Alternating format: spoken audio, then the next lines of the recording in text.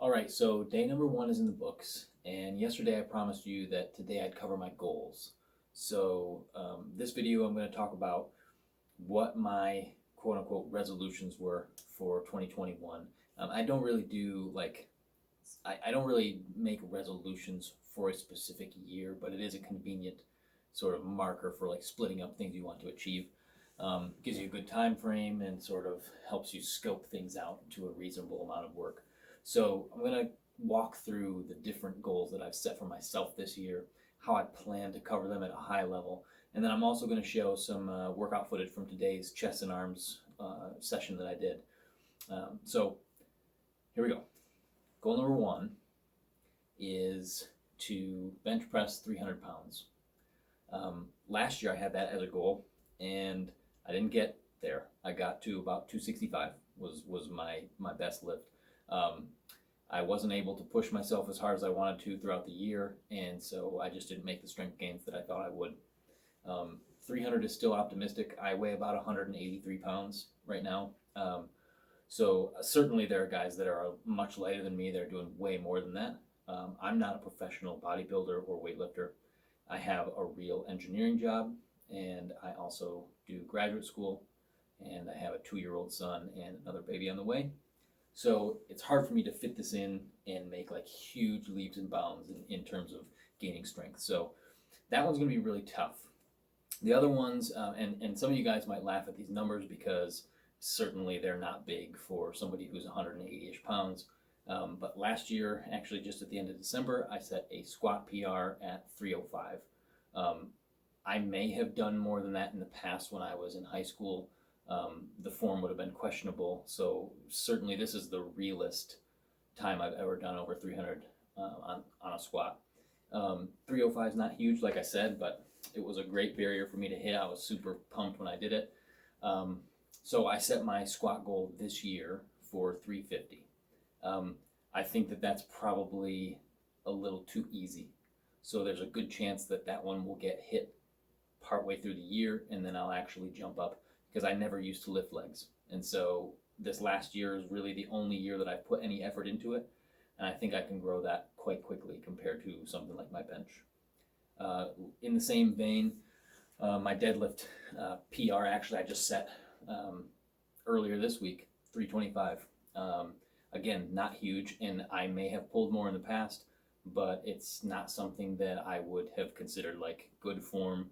Definitely would have cheated or had like just complete garbage form on the lift. So this is the cleanest like heavy pull that I've ever done as an adult. That said, I'm setting my goal, or at least I did set my goal at the start of the year for 375 on the deadlift, because before this last week I had not even pulled 300 in, I don't even know, a decade. I think 375 is really achievable as well. Probably a little on the easy end, and that one may get pushed up as well, like I mentioned I would do with the squat. So those are sort of my 3 lifting goals. My other main fitness goal is to run a 5K under 25 minutes. This should be something that should be pretty easy for me, you would think, but I never do cardio, and I never push myself to work on that aspect of my health or my fitness at all. It's something I've completely set aside. I have a really sedentary job where I sit at this huge command center with 4 monitors now, and do schoolwork or my job. I spend 8 to 10, 12 hours sometimes here in this chair working. So for me, that one I think is going to be a real challenge from 2 perspectives. 1, I don't do cardio, like I said. 2, I hate doing cardio, especially running outside. If I do cardio, I want to do it on like a treadmill or an elliptical, something where as soon as I'm over it, I can get off and quit. So I think this 5K goal is a really good thing for me to try to achieve, because it gives me a realistic like target for cardio, and it forces me to get out on the road or get out on a trail and get away from my house so that I can't bail early. I've got to get back to my place. So if I run a mile and a half away, I've got a mile and a half that I got to get back to my house. Um, I think that one's going to be something that I can achieve, but it's going to be really hard to push myself. And so that's one where I'm really going to have to apply the discipline to be diligent enough to just go out and run, even though I know I don't want to. Now, aside from the fitness stuff, I've got a couple other goals. As I mentioned, I'm in grad school. I'm studying now a Master's of Engineering Management at the University of Wisconsin, and I'm about halfway through, a little over halfway through the program, doing one course at a time. And fortunately, my employer is paying for that degree, so I'm really, really lucky in that regard that I'm getting a free master's degree from such a great school. So far, throughout that program, I've maintained a 4.0, and so one of my goals is to keep that up. I'll have 2 more classes yet this year, and then maybe 1 or 2 more after that before I wrap up my degree. I'd love to polish off a master's degree with a 4.0. I think that would be a great personal achievement. I know it's not super relevant on a resume or anything, especially when you've got years of career experience, but it's something cool that I think, I would find personally rewarding. Also, sort of in that vein, in terms of self-education, I want to become conversationally fluent in Spanish. Kind of out of left field, but I work with a lot of people from Mexico, and I've always wanted to speak Spanish. I took some classes when I was in high school, but never took it seriously because I was in high school. So I've worked on it a bit last year. Took a trip to Mexico with my family and was able to have some small conversations while we were there with people that were, residents of the area that we were staying in.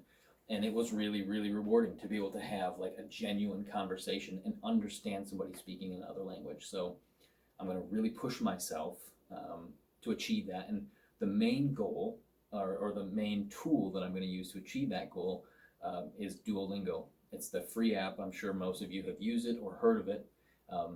And I think it's a great resource.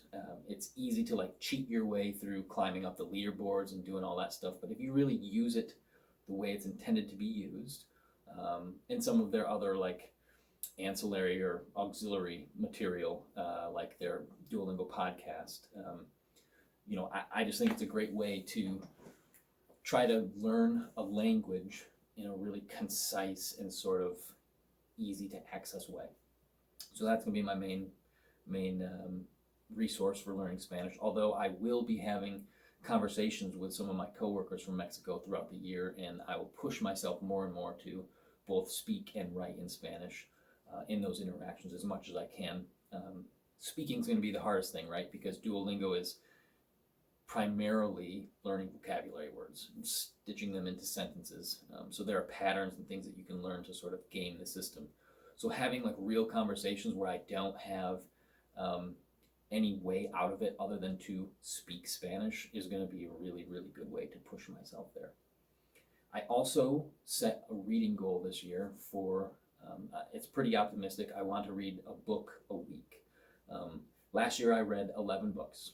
That's, considerably less. It's almost 1/5 of what my goal is this year, which would be 52 books. And so the reason I'm pushing myself on that is that I love learning. I love learning new things, and I love challenging myself and developing new skills. But I find myself doing that through like time-wasting interfaces such as YouTube, and just random websites by Googling things. What I think is so great about books is that it's really distilled and focused information and takes me away from those distractions, right? I can't transition from watching a video about how to use a specific library in Python, for example, which is a scripting language that I like to write in. I can't switch from that to watching my favorite guitar player play a 9-minute guitar solo. It's really easy to do that on YouTube or anywhere online, as I'm sure all of you know. So books are a great way for me to get myself away from those things that pull my attention away from that focused objective.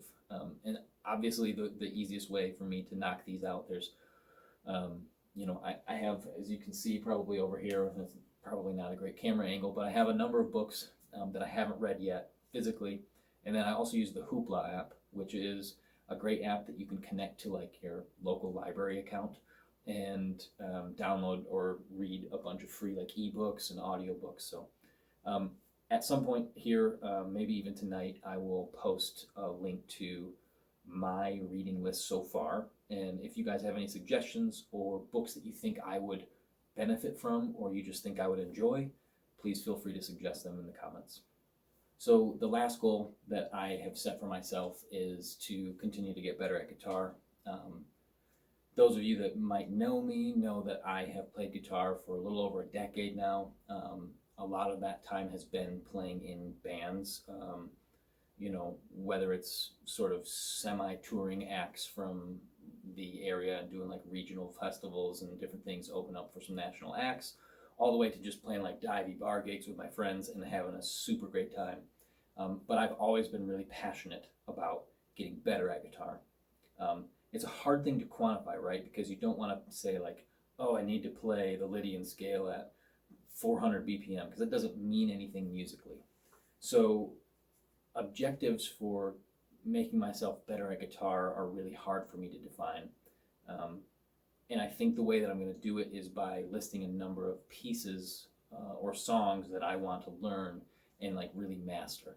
And then I'll post those through this channel and like out on Instagram and show progress in terms of how I'm working towards learning those songs that might contain some technique or stylistic influence that I either don't know or that I really love and want to get better at. So I think the most important thing, besides all these goals and things that I want to accomplish, is to keep in mind that I do have a wife, I do have a son and a family and friends and all of these relationships and people that are important to me. And I need to be aware and present enough of mind to like realize that I can't bury my head in the sand with all of these things that I'm trying to achieve and accomplish just for the sake of checking things off my list, and in so doing lose all of these relationships and connections that I have with people that are really, really important to me and that I love. So with that, I hope you've got a clearer picture of what I'm trying to achieve this year. By no means is this a fixed list. I expect that it will almost certainly grow. If I know anything about myself, it's that I always tend to bite off way more than I can chew and then try to get it done anyway. So this is a starting point, but keep yourself tuned in to see where things go from here. Throughout the rest of this week, I'll be posting some other videos about, specific details on how I intend to achieve all of these different objectives. So I'll probably do a video on each of these goals throughout the rest of this week and then moving forward, laying out my plan, my strategy, the tools that I want to use, and any risks that I see and how I plan to avoid those. And then I will document my process, all of my successes, all of my failures, and we'll talk through it and go through that journey together. Thanks for joining me, and I'll talk to you tomorrow.